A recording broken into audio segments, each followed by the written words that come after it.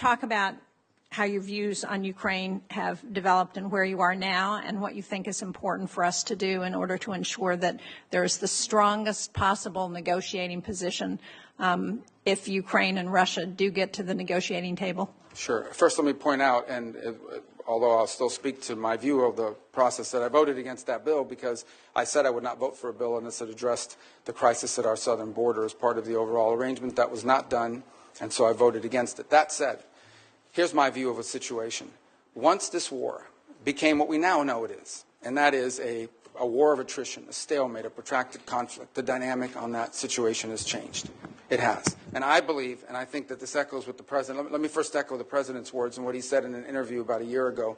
He was asked about the war in Ukraine. He says, I want the dying to stop. I want people to stop dying. I want the killing to stop. And frankly, I don't know how anyone could say they don't. The destruction that Ukraine is undergoing is extraordinary. It's going to take a generation to rebuild it. Millions of Ukrainians no longer live in Ukraine.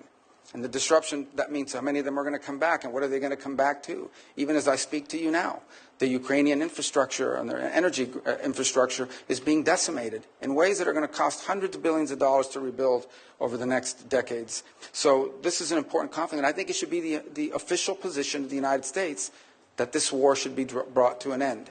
And the question becomes, what role can we play? And I think the first is by making that abundantly clear.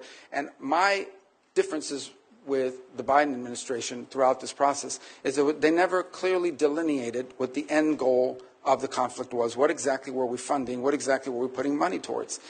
And on many occasions it sounded like however much it takes for however long it takes. That is not a realistic or prudent position. The truth of the matter is that in this conflict, there is no way Russia takes all of Ukraine. The Ukrainians are too brave and fight too hard, and the country is too big. That's not going to happen. It's also unrealistic to believe that somehow a nation the size of Ukraine, no matter how incompetent and no matter how much damage the Russian Federation has suffered as a result of this invasion, there's no way Ukraine is also going to push these people all the way back to where they were on the eve of the invasion, just given the size dynamic. I saw a quote recently, and I wish I could attribute to who it was, but the quote was, and I think it was very wise, where they said the problem that Ukraine is facing is not that they're running out of money, it's that they're running out of Ukrainians. There's a size differential here that's important. Now, what Vladimir Putin has done is unacceptable. There's no doubt about it, but this war has to end.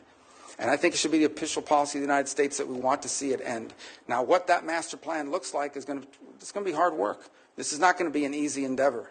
But it's going to require bold diplomacy, and my hope is that it could begin with some ceasefire, and we're going to have, in order to achieve objectives like the one that needs to occur in Ukraine, it is important for everyone to be realistic.